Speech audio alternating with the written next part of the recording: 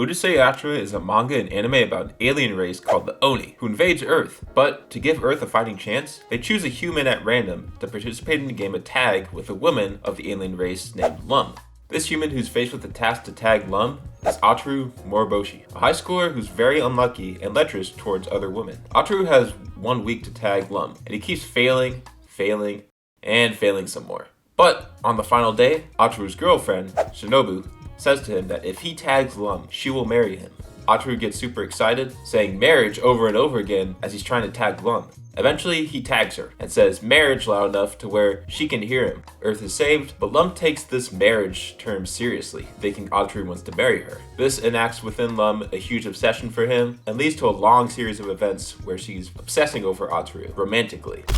I have a kind of unique experience with viewing Urusei Yatsura, and I want to tell you guys all about it. I talked about this series in my Rumiko Takahashi's main works ranked video, but I feel like I didn't talk about it enough to give it the coverage it deserves. This is what this video is for. And out of all the anime and manga I talked about in that video, and out of all the anime I've watched, I feel that I experienced this one far differently than I did with others. Back in 2022, after watching Inuyasha and Ranma Half, I wanted to find more shows like that to watch. That's when I heard of Urusei Yatsura, which was written by the same writer, Rumiko Takahashi. But the problem was, I couldn't watch it anywhere without pirating it, and I definitely didn't want to do that. And the manga, while it was being reprinted at the time, was so long. I personally don't have a problem with reading long manga. I actually love it, but when there's 34 volumes of a series, and each volume is a little over $10 each, that's like over $350 for an entire series. I didn't want to spend that much money, which I didn't have. But as I was browsing through anime news, I found out that David Production,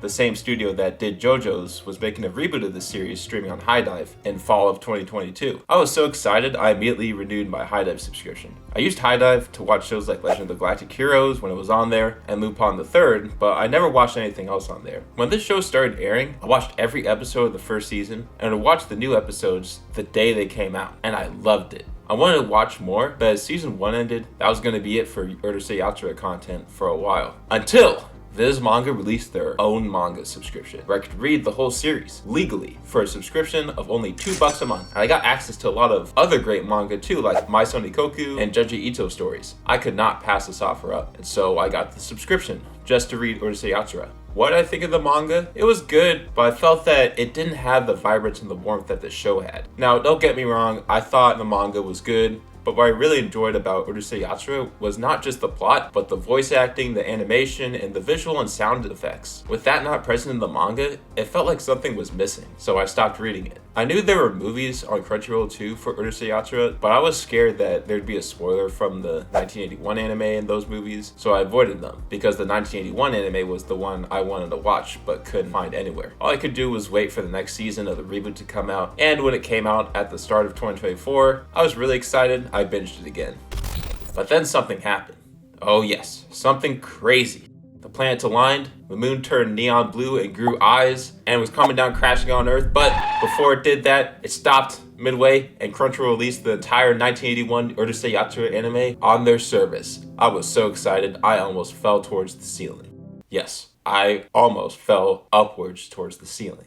I was still watching a lot of anime on Crunchyroll, so watching Urusei Yatsura had no extra cost. I clicked on the show, played that first episode, and oh my gosh, I was blown away. I'm not going to say that the visuals were better in the 80s anime, because in terms of higher quality visuals, I definitely prefer the reboot, but the art style of the 80s Urusei Yatsura was just, how do I explain it? Nostalgic feeling. Like how you put in an old VHS tape, or when you watch an old movie that was really good. That's the feeling I got when I watched this. I love the aesthetic, I love the characters, I love the plot. This was the real deal in terms of Urusei Yatsura shows. This was all I watched for the next 3 to 4 months of 2024. I loved it so much, I couldn't bring myself to watch anything else. I thought this was also a really funny anime. I love the chemistry between Ataru and Lum. I thought it was funny how Ataru had eyes for every woman, except for Lum, who's the only woman that likes him romantically. It reminded me of City Hunter in a way. And his family was pretty funny too. They would always make fun of Ataru, and they would say that they wish they never had him. And sometimes Ataru would shrug it off, but sometimes he'd say like, "You're saying this to your own son? How could you?"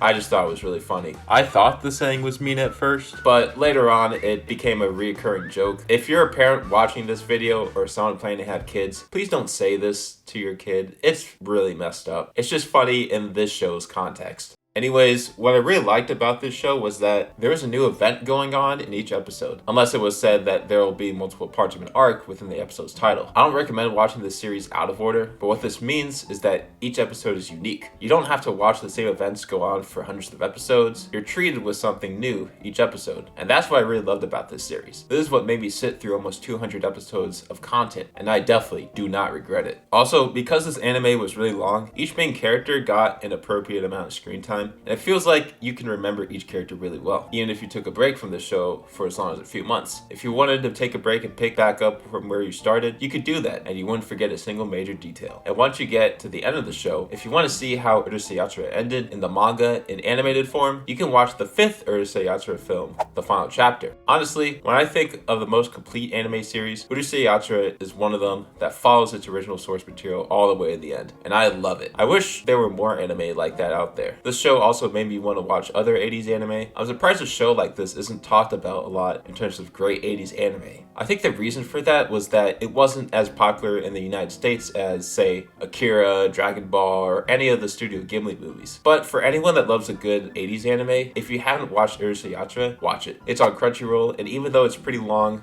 trust me, your watch hours won't be wasted when watching this anime. I would try to find critiques I have with the show, but honestly, I don't have any. I've tried to find critiques and parts I didn't like, but I couldn't. Yeah, there's some episodes that are not as good as others, but for what Urusei Yatsura was trying to do, they achieved that spectacularly, and they went the extra mile. So I think an appropriate score for this show would be a good 9.5 out of 10. The reason why it's not a 10 is because when I finished the anime, I just wasn't as emotional with it as with Legend of the Galactic Heroes or Ashita no Joe. This is all just personal preference, by the way. The experience may be different for other people, but based on my thoughts and my experience, I'll give this anime a 9.5 out of 10. But it's definitely in my top 10 favorite anime of all time.